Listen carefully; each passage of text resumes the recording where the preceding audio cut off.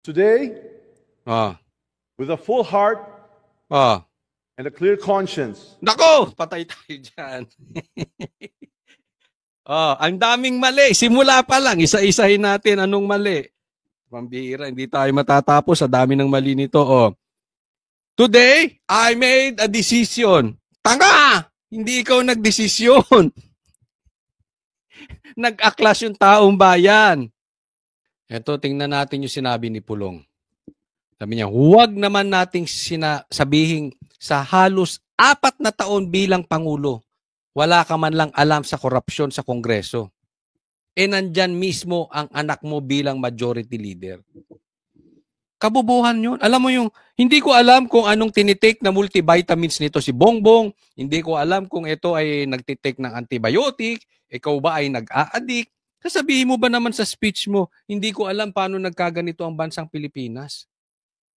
Pambihira ka, hindi mo alam? Presidente ka? Ang laki-laki ng confidential funds mo? Anak mo, majority leader? Ikaw ang pumirma? Alam mo may insertions? Pinirmahan mo? Pambihira. Tas wala kang alam? Ganyan kakabobo? Hindi ako naniniwala ganyan kakabobo. Ganyan kakaswitik. Nagmamalinis ka, imposibleng wala kang alam. Sabi nga, yung records hawak mo. Nakikita mo, sabi ni BP Sara. Paano wala kang alam sa korupsyon? Ngayon ka lang gumalaw kasi ngayon lang sumingaw. Kapatid mo pa, senador. Sinasabi niya na sa'yo, iwasan mo yan si Tambi. Kami ring banateros. Simula naging speaker si Tambi, sinabi na namin, layuan mo yan, tanggalin mo yan. Una, hindi maganda, conflict of interest, pinsan mo, presidente ka, pinsan mo, speaker, sila ang humahawak ng pera ng bayan. In bad faith ka rin, Bongbong Marcos. Diba? Dapat hindi ganun. Tapos pinayagan mo, ngayon naglilinis ka. Ulitin ko, panawagan sa mga Pilipino. Naglilinis na to ng pangalan eh. Kaya nga sabi ni ramdam na nila tayo. Sundalo, pulis at ito, nagpapanik na according to Barsaga. Kaya naglilinis ng kamay. Nagpo-Poncio Pilato. Alam naman natin, kasabwat siya. So, yung pagbaba ni Speaker, ni Tambi as Speaker, at idinidiin si Saldi, wag po tayong papayag. Yung pumalit, posibleng tuta din ito si Bongbong. Wag tayong papayag na kahit anong mangyari, makakaligtas tong mama na to. May punto si Pulong. Wala ka bang utak man lang? Hindi mo alam na ganyan na ang korupsyon? Wow, napaka-imposible. Wala pong maniniwala dyan. Hindi lang po si Pulong ang nagreklamo. Eto pa. Eto, tingnan po natin tong sinabi ni Cheese. Katawa-tawa naman ang ginagawa nila. Ang bilis naman nilang i-absuelto si Speaker Romualdez, ilaglag si Saldico, ilihis ang issue at magturo ng iba. Yan po yung minimension natin kanina. Kailan lang untouchable si Saldico? Nung nag-resign si Speaker, nilalaglag na si Saldico. Si Puno, di ba? O sila. Huwag mo mabanggit-banggit si Saldico. Tingnan nyo. Tingnan nyo kung tama ako, tama-tama. Yung mga darating na araw, yung mga pumoprotekta kay Saldico na ayaw ilabas, biglang magsisisigaw yan. Ilabas si Saldico. Pauwiin si Saldico. Same thing kahit naman ito si Sandra. Si Sandro. Nag-aamon pa kay... Naku, nagtatapang-tapangan to si Sandro. Ngayon, kailangan daw malagot si Saldi? Wow. Dati hindi kayo nagsasalita. Wow. Dati ayaw nyo nababanggit si Saldi. Kayong mga tuta dyan sa Congress, dati ayaw nyo nababanggit si Saldi. Ngayon bigla nyong binabanggit. Gagawin yung sakripisyo para mailigtas. Save the king kayo? Save Bongbong. Naku, wag tayong papayag. Ang ginagawa nila dito, save the king. And save the crooks. Iligtas si Bongbong. Iligtas si Tambi. Ito mo, alam na alam ni Chiso. Mismo. Ginagawa talaga tayong gago nito. Ang problema, akala nila gago tayo. Alam nyo kung sino yung maloloko nyo? Ha? Na dapat walang kasalanan si Bongbong? Na dapat walang kasalanan si Tambi? Na hindi sila dapat lumayas? Yung mga komunista, yung mga dilaw, yung mga pink, sila lang. Ha? Kaya nga napaka-imposibleng kalokohan pa nga pinagagawa niya itong mga ito, hindi tayo maniniwala. Kaya may mga rally, pero mag-iingat din tayo dun sa rally. But anyway, magde-develop pa naman yan, natitingnan natin. Kasi hinahaluan. I-discuss natin yan dahil meron tayong nakikitang hindi magandang plano. Mismo coming from Bongbong Marcos. Mamaya natin pag-uusapan yung patungkol sa pagpaparamdam ni Bongbong Marcos na gusto niya na mag-resign. Okay? Nagparamdam sa mga sundalo. Pero sa ngayon, pag-usapan natin, bibigyan po natin ng komentaryo. Matindi po. Eto na. Ang idol ng mga tuta nag-resign na po. At ito ang kanyang speech. Siyempre, himay-himayin po natin. Sa pag-akyat ni late First District Representative Martin Romualdez sa rostrum. Hoy! Parang balungkot ka. Pambihira ka naman, Tambi. Ang dami-dami mong pera, may dalawa ka bang private jet? Oo. Ako kahit isang private jet, wala. Tapos ang lungkot-lungkot mo. Dapat masaya ka. Joyful. Ang dami mong pera, atik-atik. Diba? Kita mo, kahit ganyan ang itsura mo. Sige, wag na ko. Formal niyang ipinaalam sa mga kasamahan sa Kamara ang kanyang... Coach Oli? Masama na nga ang loob, nalulungkot eh. Nako, tigil-tigilan niya nga ako. Alam nyo, ang buhaya makapalang balat. Hindi yan basta-basta nasasak. Subukan mo suntukin ng buhaya. Baka ikaw pa masaktan. Makapalang mukha ng buhaya. Nakita na ba kayo ng buhaya makinis ang ano? Makapal yun. Magbibitiw bilang Speaker of the House. Sige, pakinggan After natin. deep reflection and prayer, Nag-prayer pa, wag mo yan ang sinasabi ko. Anong pinalangin mo na naman? Mamatay si Sarah. Ito sa akin lang. Ako talagang dapat sa tingin ko tayo po ay lahat ay manalangin. Pero wag po nating gagamitin yung salitang panalangin para to advance our agenda. Di ba? Wag, anong prayer mo? I have made a decision Ayaw din ni Bongbong Marcos na pag-resignin ka. Isipin mo, 3 taong ka dyan, sinisigaw namin. Pag-resigning ka na. Una pa lang sinasabi namin, huwag kang kuhanin dahil magkakagulo-gulo ang Pilipinas. Takot sa'yo si Bongbong Marcos. Hindi ka pinag-resign. Kaya hindi ikaw ang nag-decide. Hindi rin si Bongbong. Ang taong bayan. Naramdaman ang taong bayan. Huwag kang kasi kung hindi nagsumingaw yung baho mo at yung baho ni Bongbong Marcos, hindi ka magre-resign. At hindi ka rin pagre-resign ni Bongbong, wag nga tayong maglokohan. Nagsingawan lang eh. Ano pa mali? Kalimutan ko tuloy. Sige. today with a full heart. Buong puso. Wala kang puso. Hindi tayo matatap. Akalain mo nalulunod yung mga kababayan mo. Ikaw bumibili ng private jet? Anong buong puso? Wala kang puso. Ang tabat. Magsisikip ang dibdib mo sa puso And a mo. clear conscience. Oy, patay tayo dyan. Lalo na yung clear conscience. Paano naman? Inosente ka? Paano clear conscience? Insert ka ng insert eh. Tapos gusto mo iba managot. Ikaw ang tumaas ang salin. Ikaw ang nag-insert. Paano clear conscience? I tender my resignation as Speaker of the House of Representatives. Palakpakan naman tayo dyan. Bitbitin mo na yung pinsa mong bugok. Yung pinsa mong weak. Oh. Kahapon pala, umugong na ang kanyang pagbibitiw sa pwesto sa gitna ng mga alegasyong korupsyon sa mga Oy, ang gusto namin marinig yung speech niya. anomalyang flood control projects at may mga kongresista umanong kumuha ng kickback sa mga ito. The issues surrounding certain infrastructure projects have raised questions that weigh not only upon me, but upon this institution we all serve. Ayan, yung baha daw, bumagsak sa kanila. Mabigat.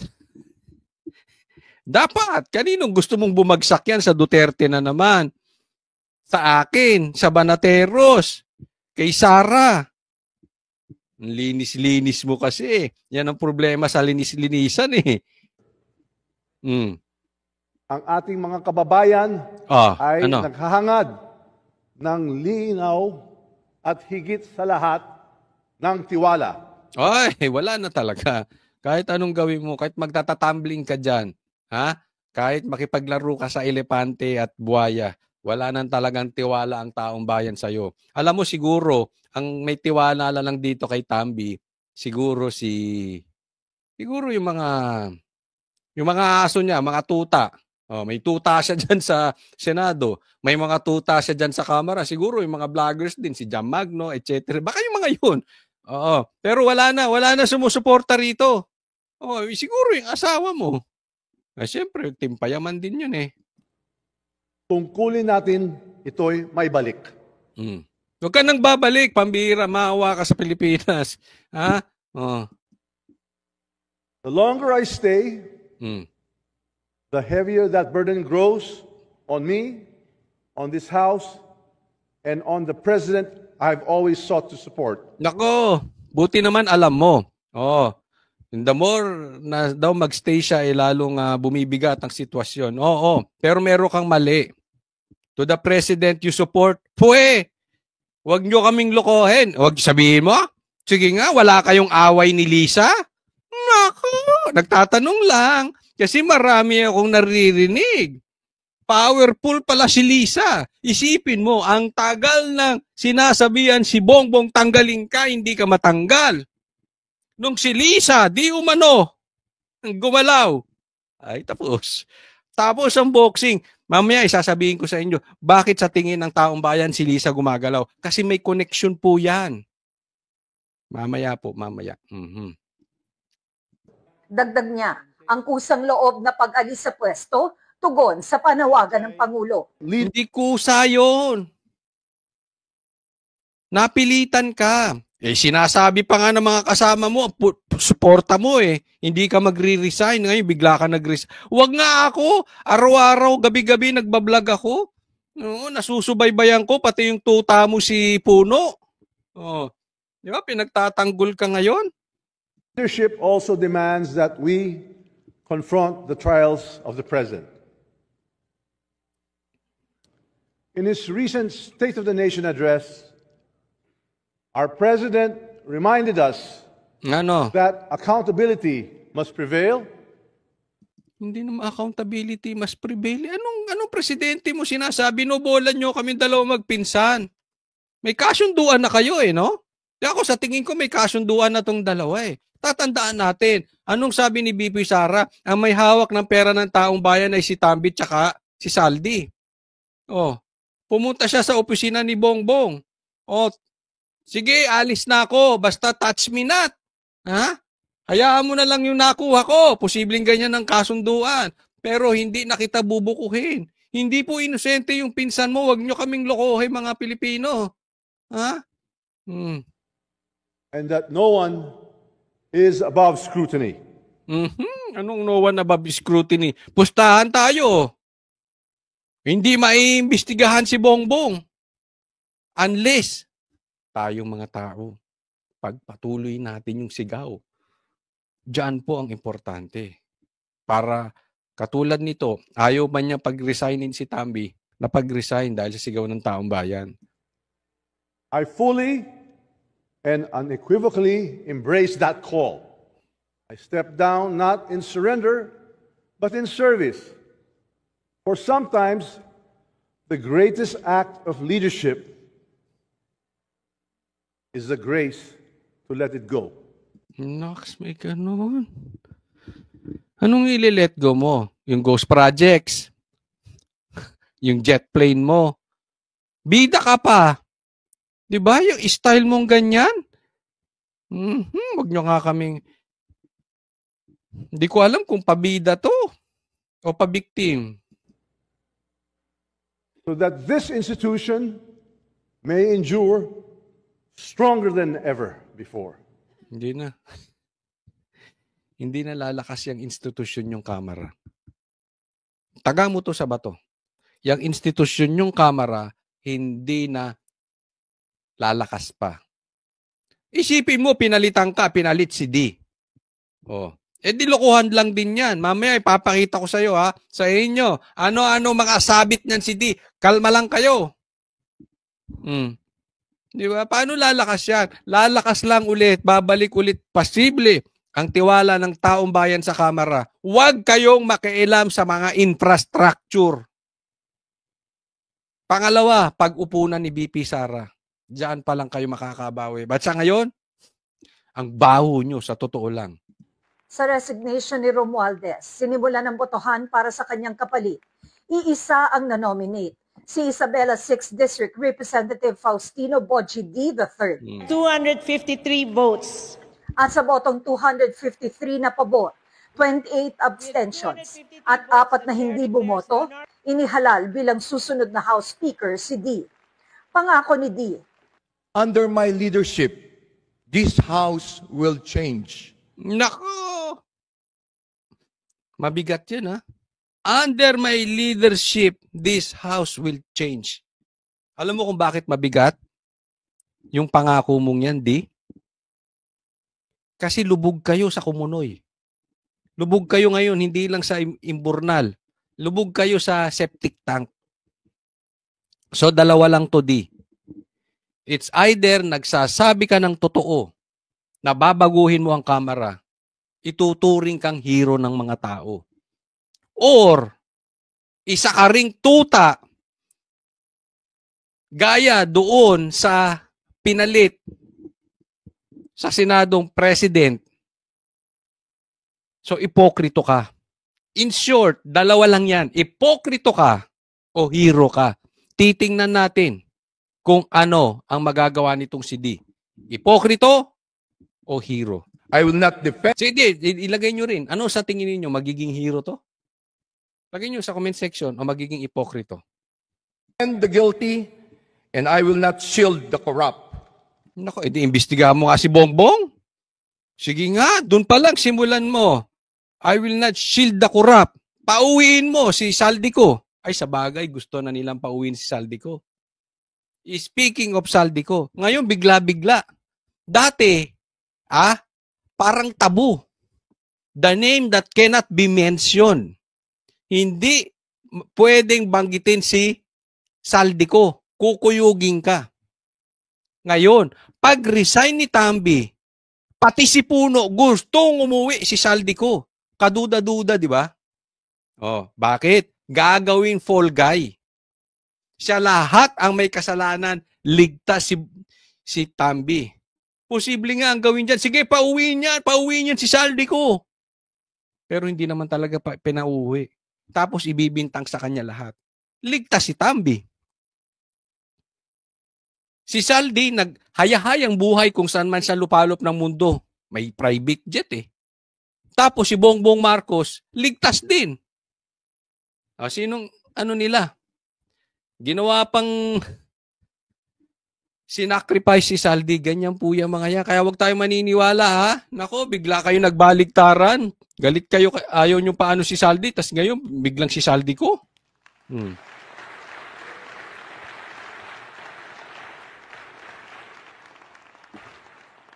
Gaya ng paninindigan ng ating Pangulo, Sige. no rank, no ally, no office will be spared from accountability. Baka para ka rin si Tito Soto, Duterte lang ang pupuntahan mo.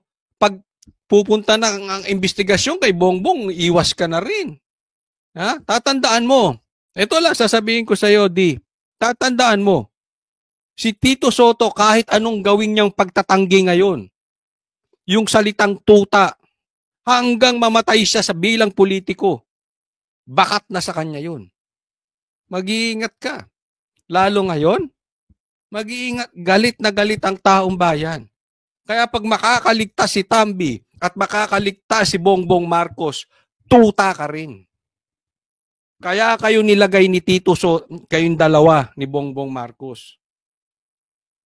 Pero bigyan natin ng pagkakataon. Binigyan din natin ng pagkakataon. Una, sabi ko, bigyan natin ng pagkakataon si Tito. Pero wala, nagkalat eh. Tutang-tuta eh. We must strengthen the Oversight Committee and fully cooperate with the Independent Commission of Infrastructure. Our duty is not to protect... Huwag mo nang babanggitin yung infrastructure. Huwag na kayong makialam sa infra. Andiyan kasi ang korupsyon sa infrastructure di ba? Lako, tigil-tigilan nyo. Diyan maraming yumaman. Pati yung ibang malilinis na politiko, yumaman din dyan. Huwag tayong maglokohan. Kaya lang ito kasi grabe. Grabe itong ginawa ni Tambi. Ang lakas na mangurakot, wala pang nagawa. Akalain mong ghost projects. Each other. Our duty is to protect the Filipino people. At ang kanyang panawagan sa taong bayan? Ako na ho ang unang magsasabi sa ating mga kababayan. Ano? Sige. Meron po kaming pagkukulang. Buti alam mo. Kami po ay nagpapakumbaba sa inyo. Nakikiusap po kami na sana bigyan nyo kami ng pagkakataong ituwid ang mga maling kalakaran. Ako, bibigyan kita ng pagkakataon. Alam mo naman tayo, patas tayo di ba? Sabi ko nga, pati si Tuta, binigyan natin pagkataon, kaya lang tuloy-tuloy Talagang tingnan natin ha. At linisin ang aming hanay. Nakikiusap po kami na magbigyan nyo pa kami ng tsansang makuha muli ang inyong... Di, ako ito sinasabi ko, Congressman. Ayaw na ng Pilipino ng salita. So kung yan ay empty words lang, huwag mo nang ituloy. But since sabi, pagbibigyan ka. Ha? Pero hopefully, hindi ka lang puro dakdak. Pong tiwala. Kasi baka yan di na yan, demonyo.